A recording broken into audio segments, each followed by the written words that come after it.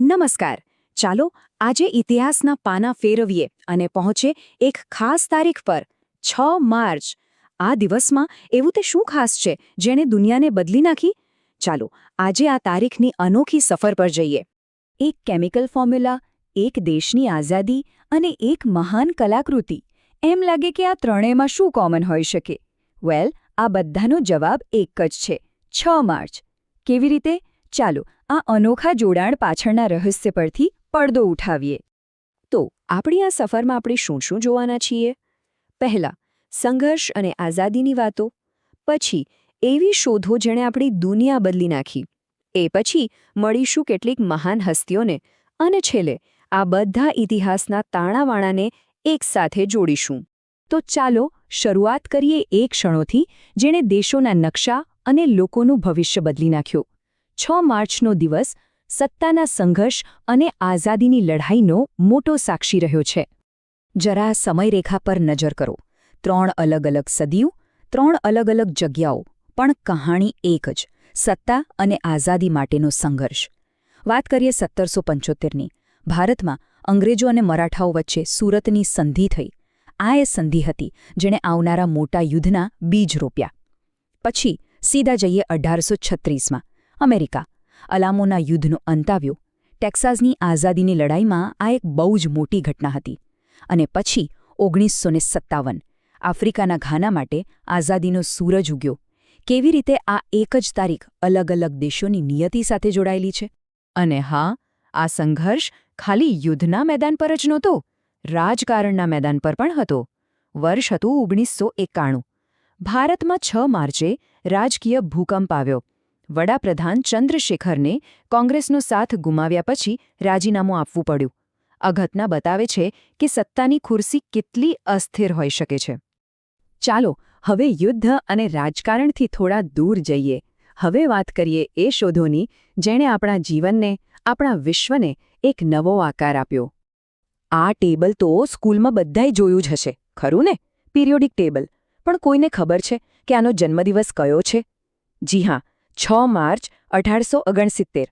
Dmitry મેન્ડેલીવે આ દિવસે દુનિયાને માત્ર તત્વોની એક યાદી નહોતી આપી, પણ બ્રહ્માંડ કઈ રીતે બનેલું છે એ સમજવાની ચાવી આપી હતી.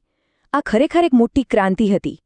હવે એક એવી વસ્તુ જે લગભગ દરેકના ઘરમાં હોય છે: એસ્પિરિન.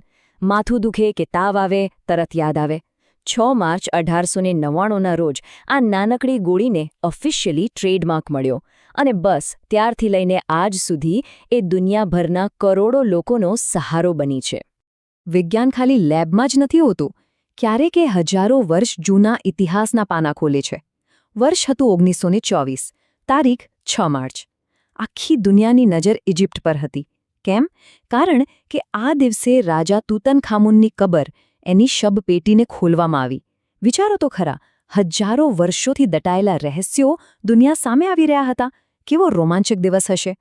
તો આપણે ઘટનાઓની વાત કરી, શોધોની વાત કરી, પણ ઇતિહાસ તો લોકોથી બને છે ને? તો ચાલો હવે મળીએ એ મહાન હસ્તીઓને જેમનું નામ 6 માર્ચ સાથે જોડાયેલા છે. જરા કલ્પના કરો એક ક્ષણની. તારીખ હતી 6 માર્ચ 1915. જગ્યા હતી શાંતિનિકેતન. એક તરફ હતા મહાત્મા ગાંધી અને બીજી તરફ ગુરુદેવ રવિન્દ્રનાથ ટાગોર. ભારતના 2 મહાન દિમાગ, 2 મહાન આત્માઓ પહેલીવાર મળી રહ્યા હતા. આ ખાલી એક મુલાકાત નહોતી, આ 2 વિચારધારાઓનો સંગમ હતો જેણે ભારતના ભવિષ્ય પર ઊંડી છાપ છોડી. અને આ દિવસ પ્રતિભાઓના જન્મનો પણ દિવસ છે. જુઓ તો ખરા, એક તરફ કળાના બેતાજ બાદશાહ માઇકલ એન્જલો, જેમનો જન્મ 1475માં થયો. એમની કલાકૃતિઓ આજે પણ લોકોને દંગ કરી દે છે. તો બીજી તરફ બાસ્કેટબોલ કોર્ટનો શેખ શાકિલ ઓનીલ અને આપણી બોલિવૂડની યુવા સ્ટાર જહાન્વી કપૂર. કળા, રમતગમત, સિનેમા બધું જ છે આ લિસ્ટમાં.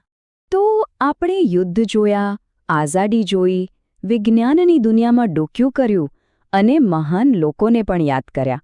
હવે સમય છે આ બધા અલગ અલગ દોરાઓને એક સાથે વણીને એક સુંદર ચિત્ર બનાવવાનો.